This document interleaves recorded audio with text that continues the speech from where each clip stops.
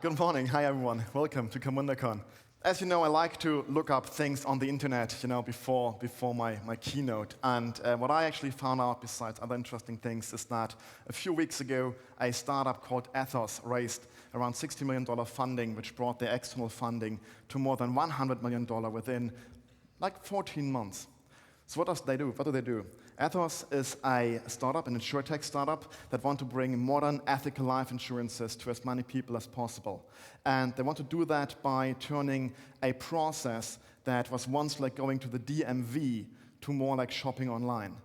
So me being German, I didn't know what DMV is, so I had to look it up, and I found an explanation on urbandictionary.com.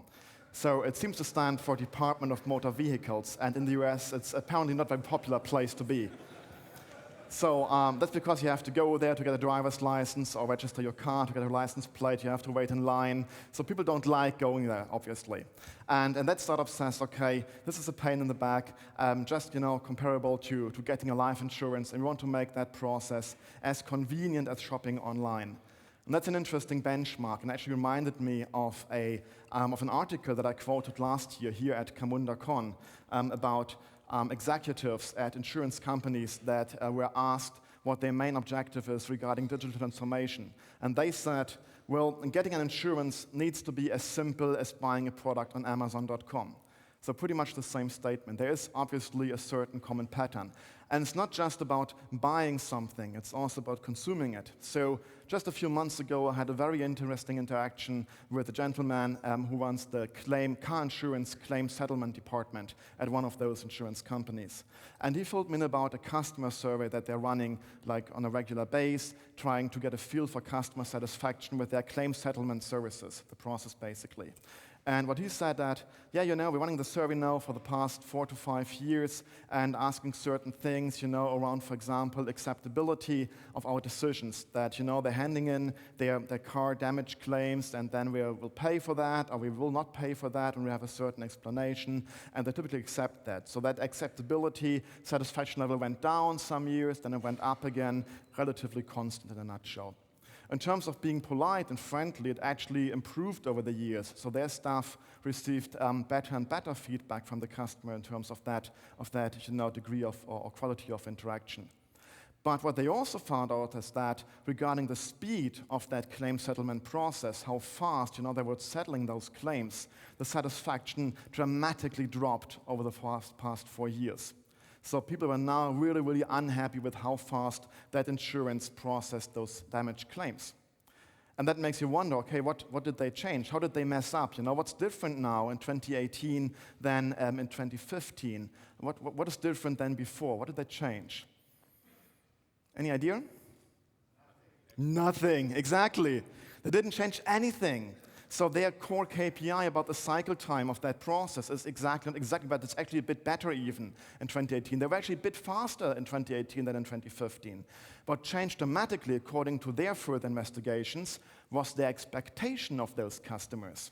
So that gentleman explained that, our customers, they're so used nowadays to having those instant, real-time kind of experiences when they're consuming videos and music online, when they're getting their retail products shipped to their doorstep next day, sometimes even the same day, when they're getting food, from the restaurant delivered within 15 minutes, thanks to Deliveroo or Foodora or whatever. So they all have those, their behavioral conditioning has kicked in, thanks to, again, things like Amazon.com.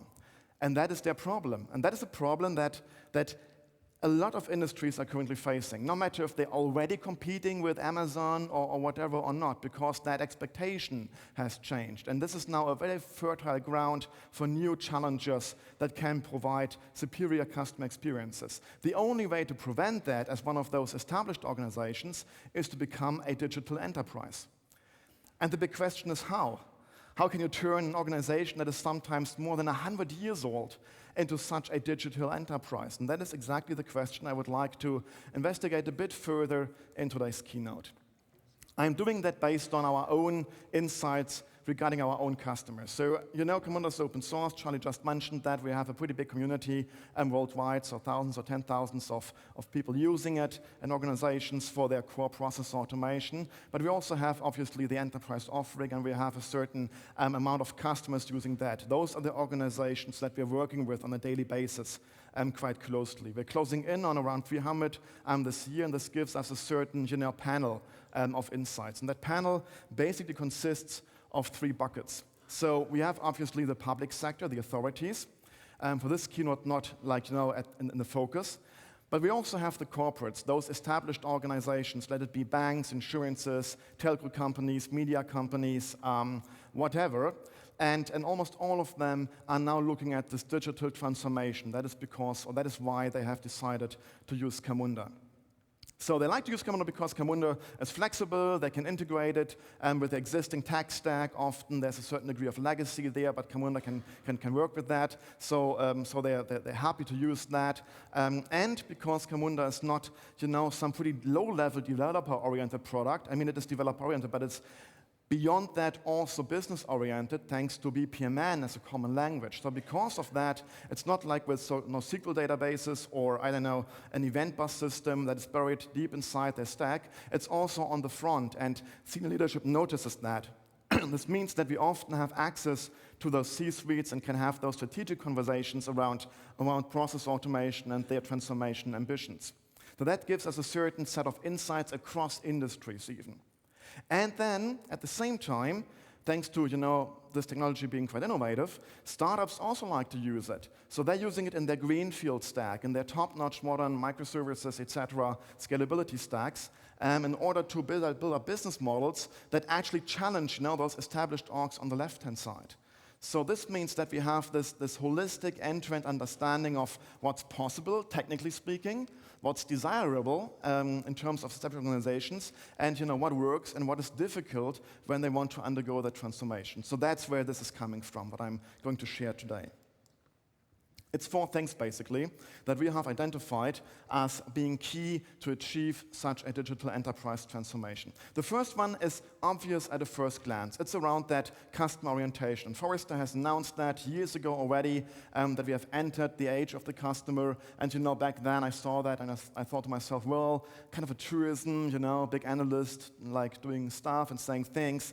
But actually, it has dawned on me that many executives haven't really realized what that means yet. Why? Because when you look at what you can do, there's things that you can really classify as customer-focused innovation, like really about improving the value for the customer.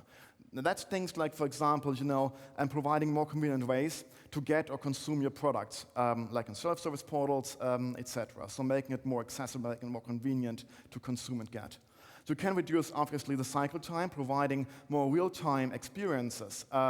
Like, for example, technically speaking now, when you have batches that run overnight for performance reasons and to request customer, requests basically to process them. So when you have them running overnight, it means it delays that experience, that delivery to what the customer wants to get by 1 day. And that is more and more unacceptable. So you can unbundle those batches and do single case processing instead. Not easy, technically, but certainly doable nowadays, and that can be one of those endeavors.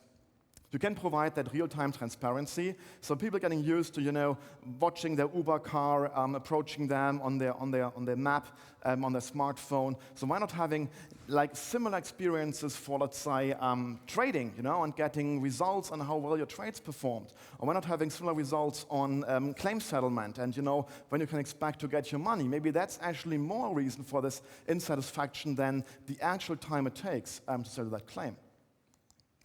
And you can obviously become more flexible to offer new products, like new data plans for telco customers, for example, fairly quickly. You can do all of that, but only if you prioritize it over things like, for example, the next big brand building campaign.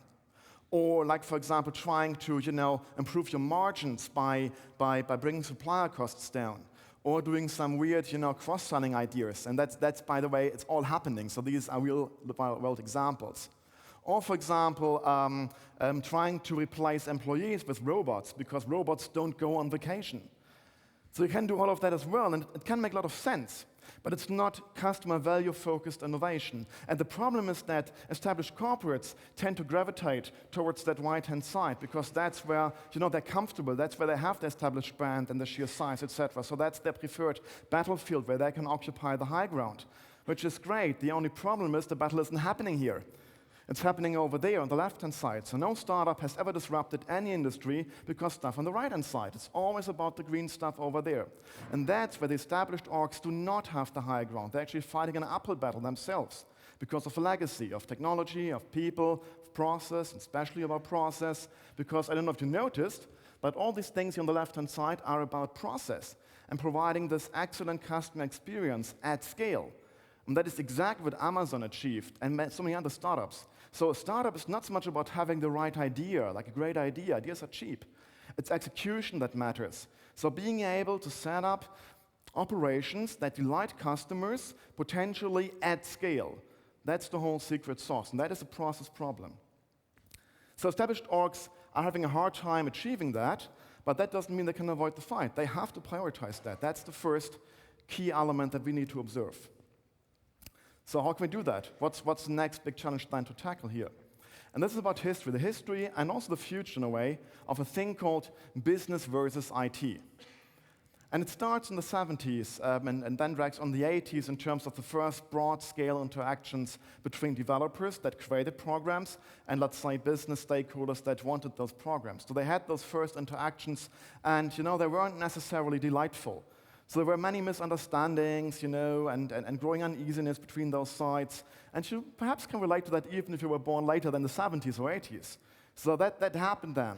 And what then happened was that both sides asked for stronger commitment, like business saying, hey, you have to, you need to understand us, you need to deliver what we're asking for, and IT saying, hey, you need to be concise and precise and not keep changing your mind. So they're all asking for those stronger commitments. What happened was then that waterfall, that was there, but then it became broadly adopted as an idea of commitment and contract, and negotiation, contract, and then sticking with that.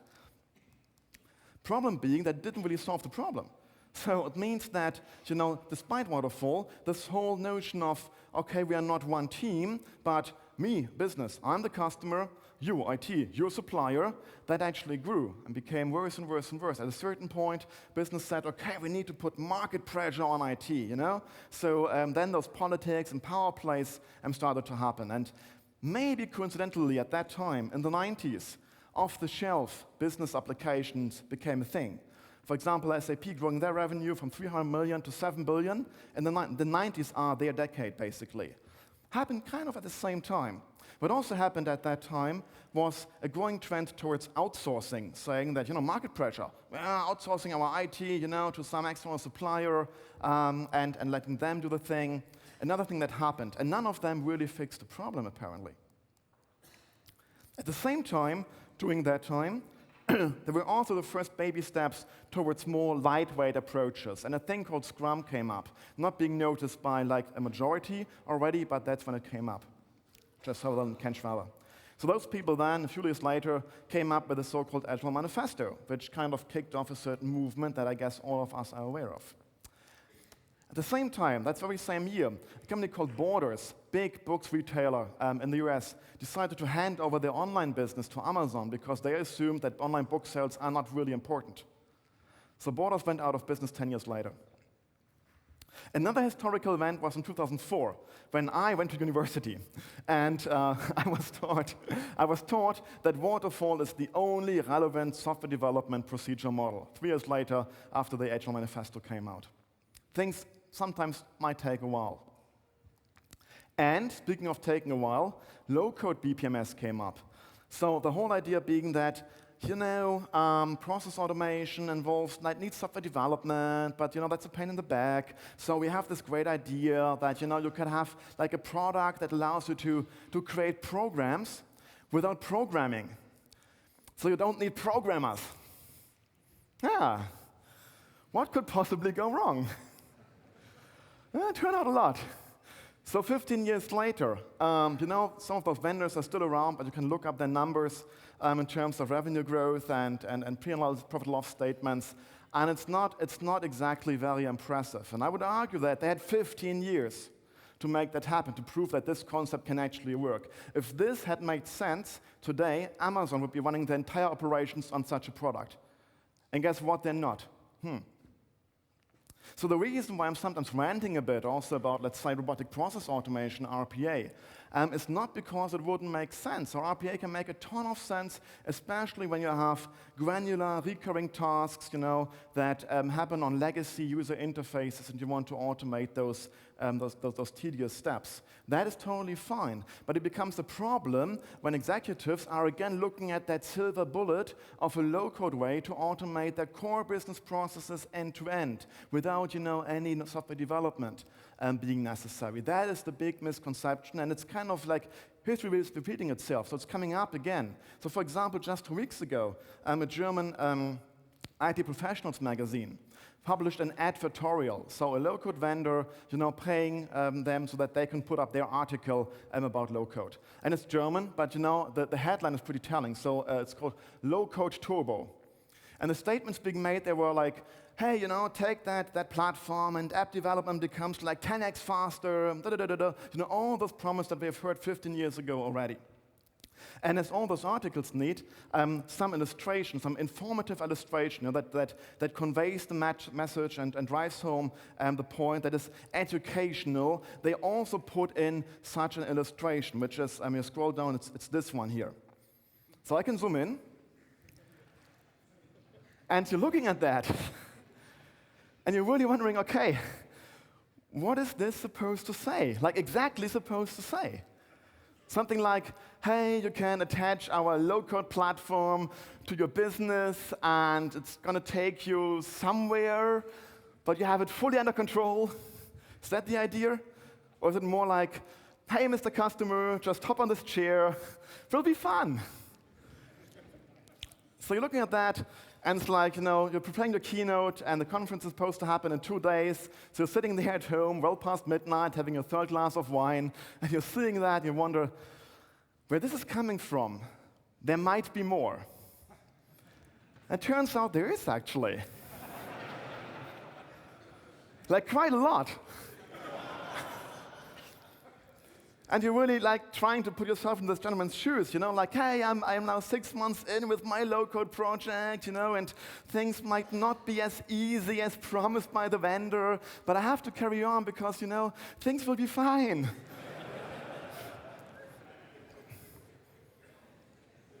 Low-code turbo. Back to history lessons. So this decade has been quite interesting. It started with Mark Andreessen and a statement basically saying that software companies are going to dominate each and every industry on this planet. Then again, little Jakob, going to some insurance company 3 years later, advocating about certain paradigms around software development, and they go, yeah, we are very proud of our waterfall software development approach. That's in 2014. What else happened? Well, for example, Goldman Sachs, stating that they are a technology company employing more developers, software developers, than LinkedIn or Facebook. Commerzbank, German bank, re-insourcing their IT subsidiary, so reverting that outsourcing movement basically. And Lidl, German retailer, dumping their SAP introduction project after 7 years and more than 500 million euro. 1 year later, that aforementioned insurance going all in with Agile. 20 years after Manifesto came out. Things can take a while. But there is a certain pattern emerging in terms of understanding and also, cleaning up previous misunderstandings. Being that, hey, we have a weak software development practice, which means that we have a lack of software developers, we have no real collaboration, a dysfunctional relationship between business and IT. We're not really touching our systems to refactor them, so there's this growing technical debt. That's a situation that so many established orgs, have seen in the past, basically 5 decades, like more and more. So the result being that they had this, inferior and still have inferior automation infrastructure. Which means that because of this, they cannot run the IT projects they want to run, like lack of bandwidth, they have to postpone the projects. They have to live with those legacy systems that are hard to maintain and run batches overnight, hence, providing an inferior customer experience. The problem now being that instead of fixing the root cause, like a sick person going to the doctor, they're just popping painkillers, which means that, going for some off-the-shelf software, going for some IT outsourcing, going for some low-code or RPA thing, it's always like putting in a bypass to avoid a heart attack, which of course is necessary in the short term to avoid that heart attack. But once you have that bypass, you better watch out for what you're eating, you better watch out for that you get enough exercise and get enough sleep, because that's the only way to become healthy again. It's not going to happen overnight, but it has to happen. So this vicious cycle, this downward spiral is what those established orgs need to break up now. And it's exactly the reason why companies like Goldman Sachs say, we are a technology company, because they're breaking up this now. And they're actually looking here and investing here instead of investing there, which then delays further investments on that end. It means that looking forward, our assumption is that more and more organizations, established orgs, realize that they have to truly put technology at the heart of their company, because that is the only way to become such a digital enterprise and be on par with Amazon and who else. That means specifically they're going to invest in software development capacities, and yes, of course, there's not exactly an abundance of developers out there. That is true, but I mean, there's so many startups coming up, tech startups, that do employ software developers, so they do exist. You just have to get them. They're also breaking down those barriers between business and IT, like really bringing those people back together, forming one team, because that's the only way to actually become quick and agile in terms of those incremental developments. Of course, they're going to use off-the-shelf software, especially as software as a service. That's a great idea. We're doing that a lot at Camunda, but not for our core business operations. For all those, supporting things that we need on a daily basis to run our business just like anyone else. SaaS is perfect for that. But when it comes to the core operations, the stuff that, distinguishes us from our competitors, that's where they're going to invest, and we're seeing that happening, obviously. I mean, this company is exactly about that. So they are investing more and more in their homegrown automation solutions in-house to run those core business models. And yes, that sounds ambitious, that sounds transformative, but we're seeing it happening, for example, at a life insurance. Just one example. So I introduced a life insurance startup at the beginning of this keynote. I'm now looking at the life insurance that is 150 years old, a German company, so they probably have some legacy. What are they doing? So they have to bring new products to the market faster. And in order to achieve that, they're breaking up their monolith, the legacy systems, putting that into microservices that are orchestrated by Camunda. They're bringing the teams together, forming one team with business IT professionals around those process projects. And they're moving to the hybrid cloud, making them independent from specific infrastructure providers, adopting DevOps and other agile paradigms. So this means that in terms of off-the-shelf stuff, and this is what the gentleman, Mr. Blenninger, stated in that article that is linked there. So he stated that, yeah, we have looked at off-the-shelf software, but actually it wouldn't make sense for us because the products in the market are too old already. And that is quite telling, If you as an off-the-shelf software vendor couldn't keep up with the innovation pace of such a prospective client, that actually defines that client as such a digital enterprise. That's what it's all about. Or almost. There's two things left to discuss. My timer says I have 1 minute left. I think I have a bit more left, right? Yeah, okay, good. We're good. So, third one, being about the kind of automation that can happen. So, I just want to highlight a few presentations from last year's CamundaCon. For example, this one, Duni. Duni is the leading Swedish manufacturer of napkins. Paper napkins, like customized napkins that you can order as a hotel chain or restaurant chain with your logo, etc. Great quality products. So they have automated that order execution process with Camunda. And as you can imagine, being a B2B shop, it's not like a huge amount of transactions every year. So let's say a few thousand perhaps per year. There's a lot of human work involved, like people looking at this, making decisions how to proceed, etc. So their ambition was to create structure, in that human user-oriented process to make sure that things happen the way they should happen, that there are not too many correction loops. So they're using Camunda for exactly that. And for example, the visibility, here with a heat map, lets them check out right away if they're actually following that happy path. So now let's contrast that with another big insurance company in Germany, Talanx, who we're copying here today. He presented how they are using Camunda for an end-to-end business process automation of selling car insurances, and the idea here being that it should be as automated as possible. So you can see that here in the heat map, so this is the straight-through processing, fully automated, providing those car insurances, and only in a few exceptional cases, and there might be some human interaction to look at those exceptions. It means that they have achieved within 3 months after go live an automation processing rate of 97% with Camunda. And since this is a B2C business, you can imagine that this can easily add up to not just 1,000, 10,000, sometimes even 100,000 or 1 million transactions per year. So for example, Zalando, similar use case, order execution worldwide, that fashion retailer, they had 100 million orders in 2018. So you're easily going in that magnitude of transaction volume. And then a third use case being 24-hour fitness, also presented last year. So they have buried Camunda deep inside their technology stack. It helps them to have all those software fragments basically expressed in BPMN. They have more than 300 of those diagrams deployed in production, more than 80 decision tables deployed in production, and in not even a full day, they've already run more than 80 million activity instances. So this is really going to the billions of executions per year. So those three pretty, distinct use cases in terms of, amount of transactions, in terms of value per transaction, and also in terms of the primary, value that you can get out of a thing like Camunda. So in their case, human workflow, know your customer processes, approval things, stuff like that, being user-oriented. It's all about visibility, like in all those cases, but also about having that, structure ensured. And then looking at this end-to-end process automation, like in the order execution world, trading, BSS, OSS in the telco world, for example, and they're only exceptional human involvement, and there it's all about this scalability of the business model. And then looking at the high throughput frequencing, where we're now looking at stuff like resilience, making sure that our code is executed as intended. So Camunda is going to invest in all of those areas in order to create a technology that allows you to do this. And when you ask from personal sweet spot, I find this here most interesting, and I find this end-to-end process automation for business scalability in particular interesting when I have to achieve that on the technical scale of the right-hand side. And that is one of the things that Daniel is going to talk about.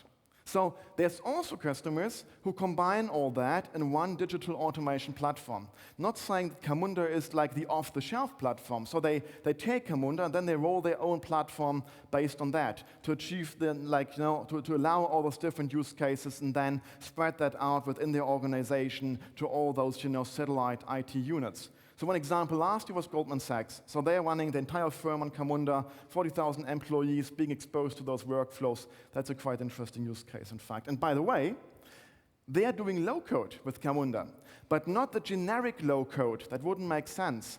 They're doing domain-specific low-code, which means that they have looked at, for example, BPMN.js, our modeling framework. They have customized that, and they have provided a domain-specific, Goldman Sachs-specific customization layer to allow people to create and deploy those workflows. When you narrow it down that way, then low-code can in fact work, yes, of course. It just wouldn't work as a generic product across all industries. At least, not really.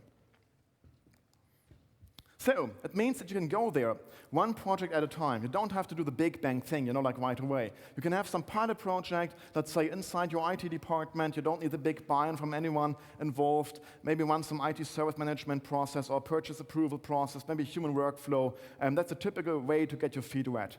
You can move on once you have proven that it works and get a feel for it with some more lighthouse-oriented project. So some order execution, more straight-through processing-oriented kind of solution.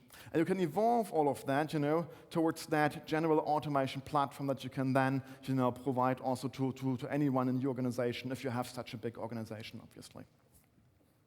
So that's a pretty common journey, actually.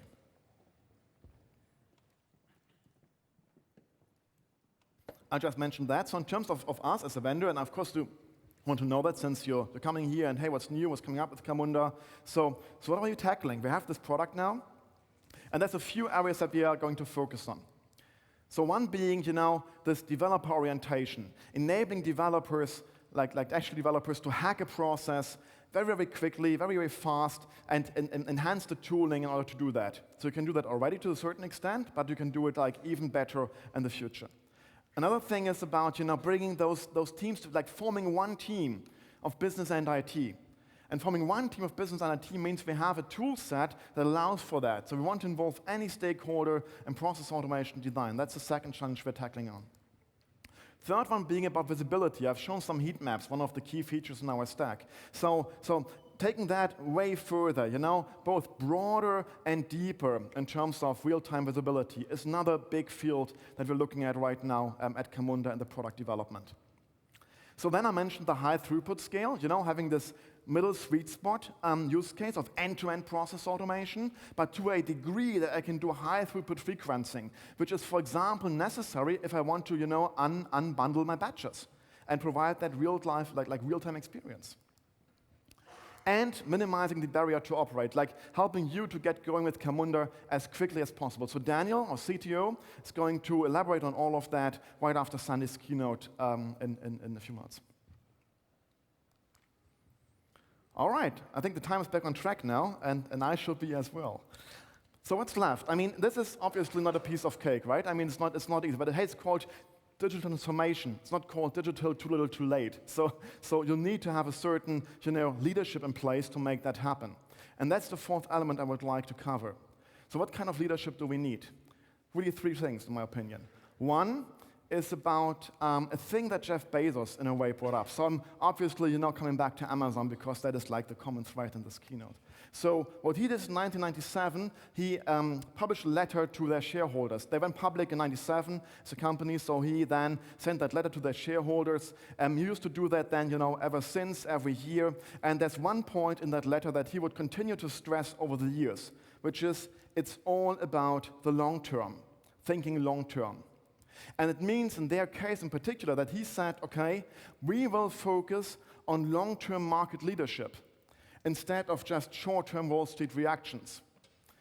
And that's an important statement to make if you're a publicly traded company, right? Because people might have different expectations. So he made it very clear from day one. We don't care about those quarterly, results in that sense. We're caring about the long-term market leadership. And in fact, the shareholders had to be patient for the next 10 years. So their stock price basically stagnated over the course of the next 10 years. Then the next 5 years, it improved a little, and the 5 years after that, yet again, a little bit. So that's one thing here. It's about the long term. We will not cure our sick person if we're only thinking short term.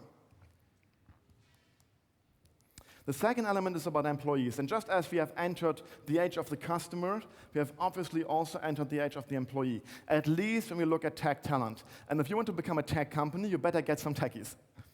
So the question is how again? And then there's those managers who wonder about that question, and then they go on a school trip to Silicon Valley, to hang out with the cool kids and visit some startup offices, and they come back and they go, yeah, first thing we need a ping pong table and some wacky meeting rooms.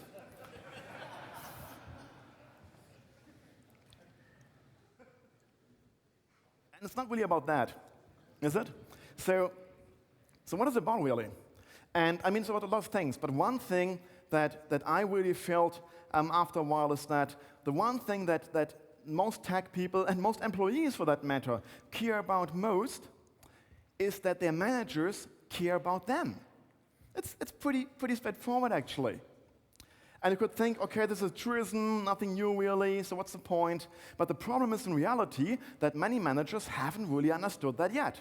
So let's just imagine you're invited to some, of those big organizations, like one of those organizations, meeting their executive team because they want to get to know you as a vendor, for example. So you're going there, you're welcomed by your contact person, they show you around the IT department, and you think, basement, that's a bit crowded here. But hey, they might be on that mission, and they're all in this together, so never mind, that's fine. But then your contact person becomes super nervous, looking at their watch, meeting about to start, CEO hates when others are late, so let's take that special elevator to the 7th floor, and you get out of that elevator, and you're on the executive floor, and it looks like this. Like same size, same square feet, but not hosting 400 people, but 10 people, plus their 10 personal assistants. And you wonder, how is this company ever supposed to attract, retain, and motivate the best possible talent? And what's the message we're seeing here? And the core element here is you don't need wacky offices. It would be a good first step to just allow those people to work over there for a while. Or maybe you go just down there and work with them for a while. I mean, it's like a pretty easy step to make. But it's not really happening yet, and it has to happen. And it doesn't mean that you have to, like, hug every morning, sing Kumbaya, It's about caring personally, and by the same time, challenging directly if necessary, like making the hard calls even, like demoting people, letting people go. Yes, of course you have to do all of that, but you never must stop caring. So if you haven't heard of Radical Candor yet, just recommending it. It's a book, read it, it's good. Last element is about the why. And I have a good friend of mine, and she works for Daimler. She says, great employer, really taking care of us. I love working there, so that's fine, but I'm still looking for a new job. I wonder why. Daimler, great company, nice Mercedes. And she goes, yeah, Jeb, I like driving, and I like riding my motorcycle, but every morning I wake up and I wonder, does the world need more cars? That's a good question. And I don't have a strong opinion here, but it's a question that she needs an answer for. And that is the thing with many companies nowadays and their employees, which is why CEOs of big organizations have actually published a statement that questions the idea of companies should only exist because of profitability. And you could say, yeah, isn't that a natural law, like shareholder value? That's always how it has been. No, actually not. It's an idea that was pretty much invented 30 years ago. So it's not a natural law. And it means that we can and should question that supposed natural law to come up with a real cause, like, for example, ethos, ethical life insurance, to close that circle. So it means that you would be surprised how many venture capital investors, for example, like ours, great people to work with, by the way, are pretty well aligned with the idea of putting executives in charge who care about long-term success, caring about their people, and care about the world beyond their corporation. So if you want to do this, if you want to become such a digital enterprise, you want to go through this journey and make that happen. If you're ready for that, we are ready to help. So we want to help you to become such a digital enterprise. That's our mission. That's why we're here. If you're not ready for whatever reason, no worries, no problem. We do have an alternative mission in petto. But I would say, let's not worry about that one. Let's focus on this one. Thank you. Enjoy CamundaCon.